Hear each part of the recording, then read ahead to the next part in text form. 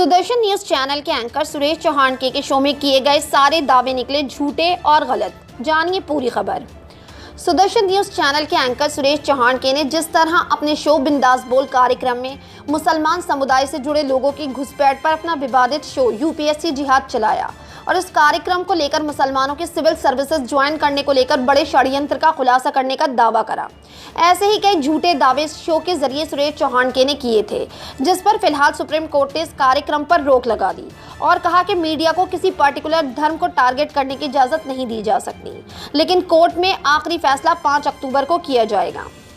आज की इस वीडियो में हम आपको बताएंगे कि यूपीएससी जिहाद कार्यक्रम में किए गए सुरेश चौहान के सारे दावे गलत साबित हुए। पहला दावा जो किया गया था वो था मुस्लिम कैंडिडेट्स में अचानक बढ़ोतरी।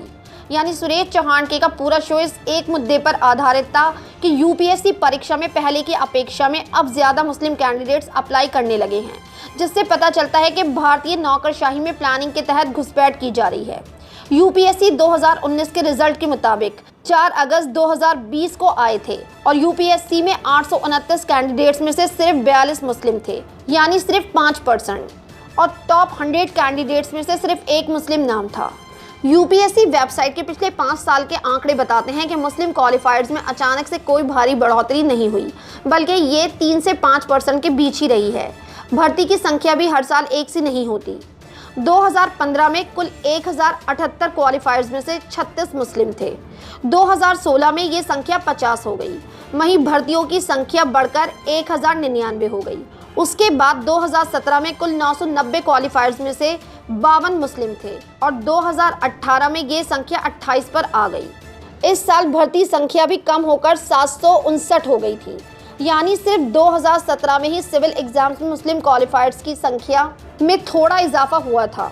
इस शो में चैनल ने बड़ी ही सफाई से 2018 का आंकड़ा स्किप कर दिया, जिसमें पिछले साल के मुकाबले में गिरावट देखी जा सकती थी। अब इस शो का दूसरा गलत दावा कि मुस्लिम कैंडिडेट्स को मिल रही है उम्र में छूट। यानी सुदर्शन न्यूज चैनल ने दावा किया कि हिंदू कैंडिडेट्स की एज लिमिट 32 साल है और ओबीसी मुस्लिम के लिए एज लिमिट 35 वर्ष है। असल में केंद्रीय लोक सेवा आयोग के 12 फरवरी 2020 को जारी नोटिफिकेशन में सभी कैंडिडेट्स की बिलो एज लिमिट 21 साल है और अबव एज लिमिट 1 अगस्त 2020 तक 32 साल है। इसमें सभी कैटेगरीज में अलग अलग तरीके से छूट दी गई है।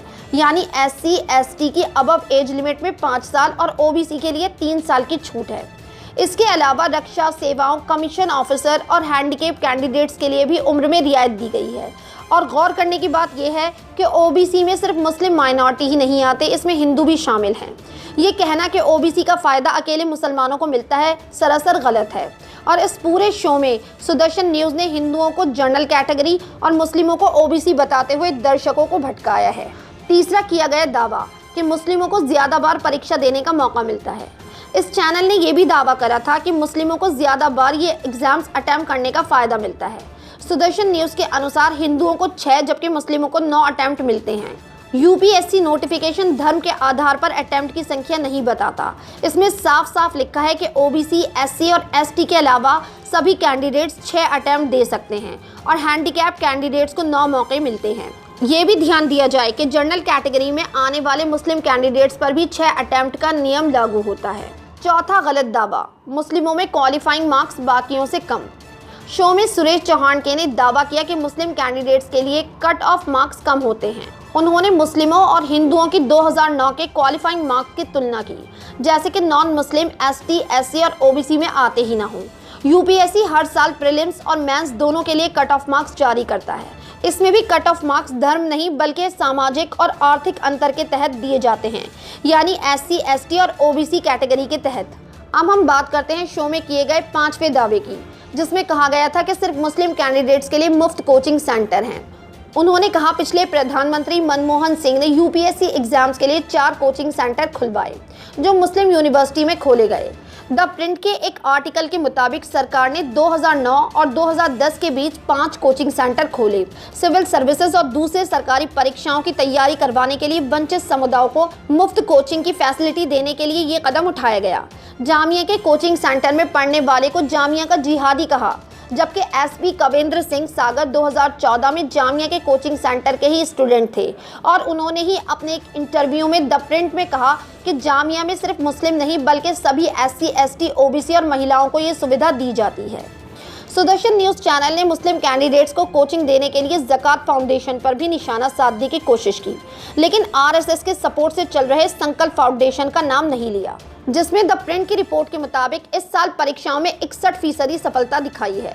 ज़कात फाउंडेशन ने सुदर्शन न्यूज के खिलाफ सुप्रीम कोर्ट में याचिका दाखिल करते हुए बताया कि ये NGO पिछले 11 सालों से न सिर्फ ज़रूरतमंद बल्कि हर धर्म के स्टूडेंट की कोचिंग की मदद दे रही है, यानी ये दावा भी गलत निकला।